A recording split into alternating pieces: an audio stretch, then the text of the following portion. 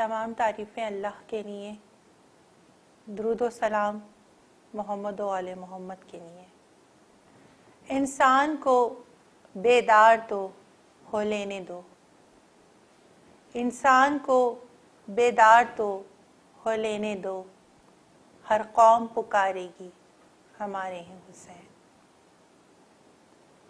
अगर हम अज़ादारी इमाम हुसैन अलैहिस्सलाम के अंदर अलम, ताबूत, झूला और सुलझना निकालते हैं तो ये सिर्फ़ और सिर्फ इस वजह से हमारी अज़ादारी का हिस्सा है, क्योंकि ये हसरतें हैं, क्योंकि हम अज़ादारी इमाम हुसैन के अंदर हर वो काम सर अंजाम देते हैं कि जो काम करबला में ना हो सके। करबला में अगर अलम मौला अब्बास ठंडा हो गया तो एक मर्तबा अज़ादारों ने उसी अलम को ताज़ीम दी और अलम को बुलंद किया।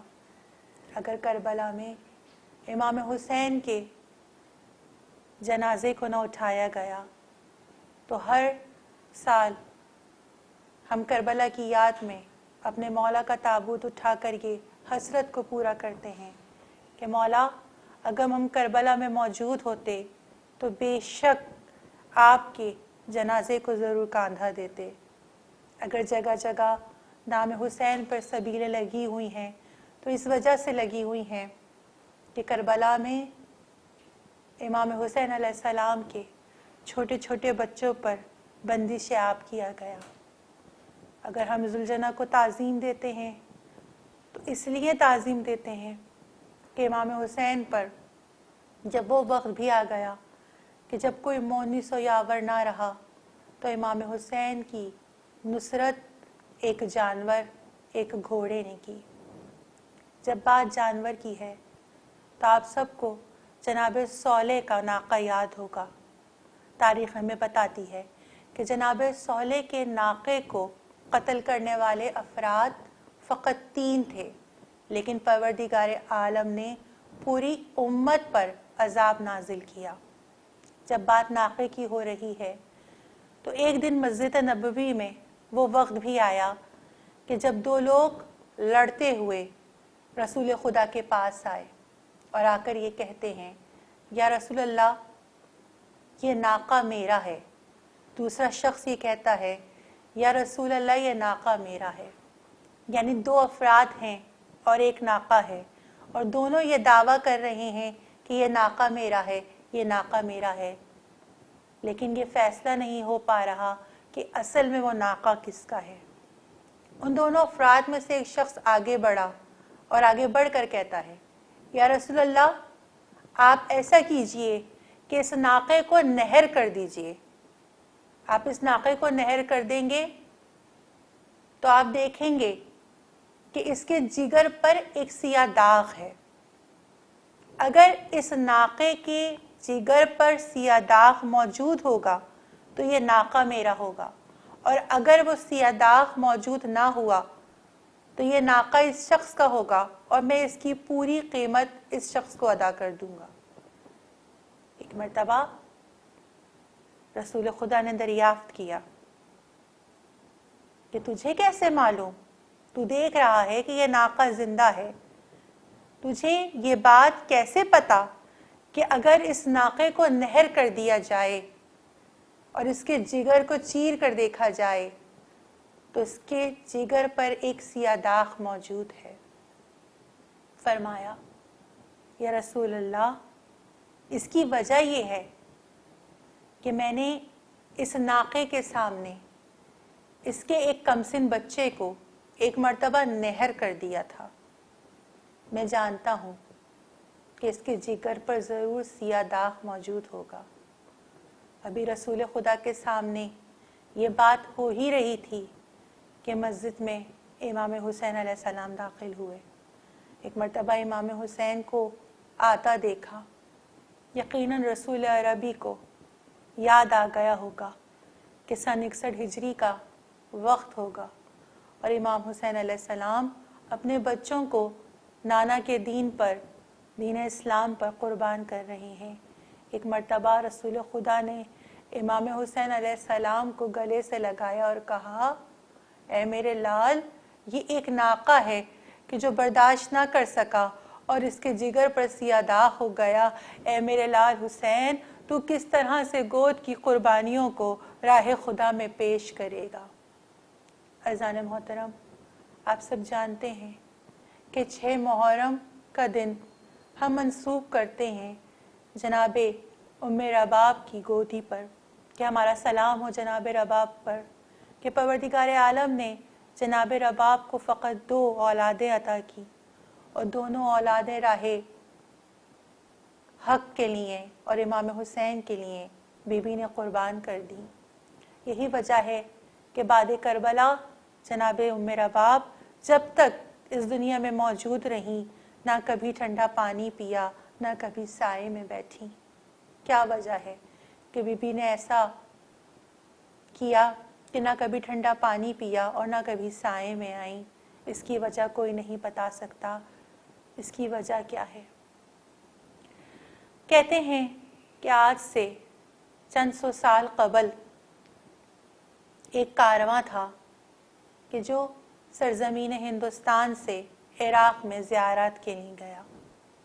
اس کاروے کے جو کارواں سالار تھے وہ آیت اللہ شاہ کاشمیری تھے۔ آیت اللہ شاہ کاشمیری یہ کہتے ہیں کہ میں چند مومنین کا کارواں لے کر جب سرزمین کربلا پہنچا تو میں نے دیکھا کہ میرے کارواں کے تمام افراد روتے ہوئے ہر ایک شہید کی قبر پر جا رہے ہیں۔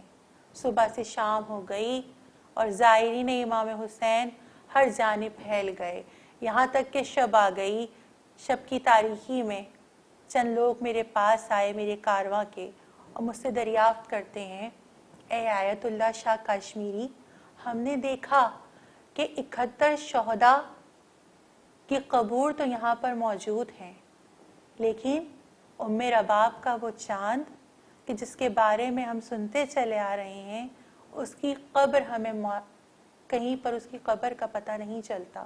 اے آیت اللہ شاہ کاشمیری، ہمیں یہ بتاؤ کہ ام رباب کی وہ 6 ماہ کی کمائی کہاں دفن ہے؟ ایک مرتبہ آیت اللہ شاہ کاشمیری بھی حیرت زدہ رہ گئے، حیران ہو کے سوچتے ہیں کہ ہاں، تمام شہداء کی قبور تو موجود ہیں، نشان قبر موجود ہے، لیکن اس 6 مہینے والے بچے کی نشان قبر موجود نہیں۔ ایک مرتبہ آیت اللہ شاہ کاشمیری نے سوچا کہ میں کیوں نہ استغاثہ کروں امام حسین علیہ السلام سے۔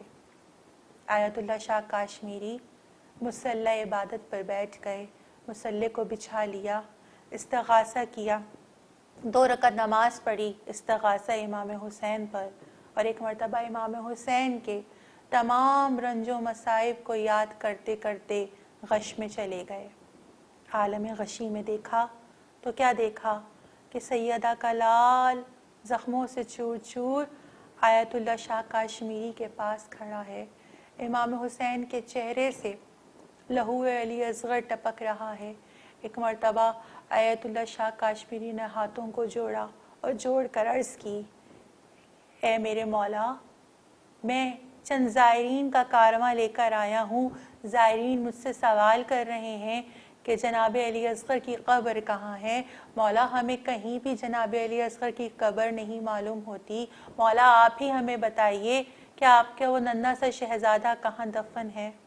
ایک مرتبہ خود امام حسین علیہ السلام یہ ارشاد فرماتے ہیں، اے آیت اللہ شاہ کاشمیری، تمہیں معلوم ہے نا کہ رباب کا یہ چاند وہ چاند ہے کہ جو 1 مرتبہ نہیں، 2 مرتبہ نہیں، 3 مرتبہ نہیں، بلکہ 4 مرتبہ شہید کیا گیا ہے۔ آؤ ہم تمہیں بتاتے ہیں کہ رباب کے اس بچے کی قبر کہاں ہے۔ یہ کہہ کر امام حسین علیہ السلام یہ فرماتے ہیں، اے آیت اللہ شاہ کاشمیری، تمہیں معلوم ہے نا کہ سن 61 ہجری 10 محرم سیدہ کے لال پر وہ وقت بھی آ گیا کہ جب تمام انصار شہید ہو گئے، تمام عزیز و اقارب شہید ہو گئے اور کوئی میرا نہ موجود تھا۔ ایسے میں نے کہا حل من ناصر ینصرنا، ہے کوئی کہ جو حسین کی مدد کو آئے؟ بس میرا اتنا کہنا تھا۔ تاریخ میں یہ بتاتی ہے میں نے یہ دیکھا کہ آسمان سے ایک مرتبہ فرشتوں کے کارواں اترنے لگے، جنات آ گئے، انبیاء کی جماعت آ گئی، ارے کائنات کا ذرہ ذرہ اس وقت امام حسین کی جانب متوجہ تھا اور چاہتا تھا کہ امام حسین اشارہ کر دیں اور ایک مرتبہ سیدہ کے لال پر سے ہم اپنی جانوں کو نثار کر دیں۔ وہاں میرے تمام اعصاب کے لاشیں زمین کربلا پر تڑپ رہے تھے اور کہہ رہے تھے مولا ایک زندگی ہے، اگر یہ زندگی دوبارہ ہمیں مل جائے تو ہم آپ پر سے قربان کر دیں۔ ایسے عالم میں ہلچل ہوئی، ارے رباب کے بچے نے خود کو جھولے سے گرا دیا، ارے میں اس بچے کو لے کر میدان میں آ گیا، ارے دھوپ تھی، شدت تھی، میں نے اپنے دامن کو، ابا کے دامن کو اس بچے پر ڈال دیا۔ ارے قاتل یہ سمجھے کہ حسین قرآن لے کر آ گئے ہیں۔ اب جب میں نے اپنے ابا کے دامن کو ہٹایا تو وہ قرآن ناطق تھا۔ میں نے کہا کہ اس بچے کو 2 بوند پانی کے پلا دو، لیکن تم جانتے ہو نا، ارے جواب میں تیر چلا اور میرا بچہ میرے آغوش میں نہر ہو گیا۔ ارے میں نے یہ چاہا کہ میرا بچہ شہید ہو گیا ہے، ابھی کچھ ہی دیر بعد مجھے پامال کیا جائے گا، ہمارے لاشوں کو گھوڑوں سے پامال کیا جائے گا، کیوں نہ میں اس بچے کو دفن کر دوں۔ یہاں میں نے اس اپنے بچے کو دفن کر دیا۔ اے آیت اللہ شاہ کاشمیری، میرا بچہ ایک مرتبہ شہید ہو چکا تھا، دوسری مرتبہ بتاؤں کیسے شہید ہوا؟ شام غریبہ آ گئی، ارے سر شمار ہونے لگے، 71 سر موجود تھے، 72واں سر موجود نہ تھا۔ پسر سعد یہ کہتا ہے حاکم کے دربار میں 72 سر پیش کرنے ہیں، اس ایک سر کو تلاش کرو۔ ارے 7 لوگ نکلے، ارے جہاں بھی نرم زمین دیکھتے تھے نیزہ زمین پر مارتے تھے۔ اب جیسے ہی سنان نے نیزہ زمین پر مارا، ایک مرتبہ نرم زمین سے میرا لال الجھ کر باہر آ گیا۔ رباب کا لال دوسری مرتبہ شہید ہو گیا۔ صالح بن وہاب کا خنجر چلا اور علی اصغر کے چھوٹے سے سر کو تن سے جدا کر دیا گیا۔ میرا بچہ تیسری مرتبہ بھی شہید ہو گیا۔ اے آیت اللہ شاہ کاشمیری، تم یہ جانتے ہو چوتھی مرتبہ میرا بچہ کیسے شہید ہوا؟ جب صالح بن وہاب کا خنجر چل رہا تھا، ارے سر تن سے جدا ہو گیا، نوکے سینہ پہ علی اصغر کا ننھا سا سر بلند ہو گیا۔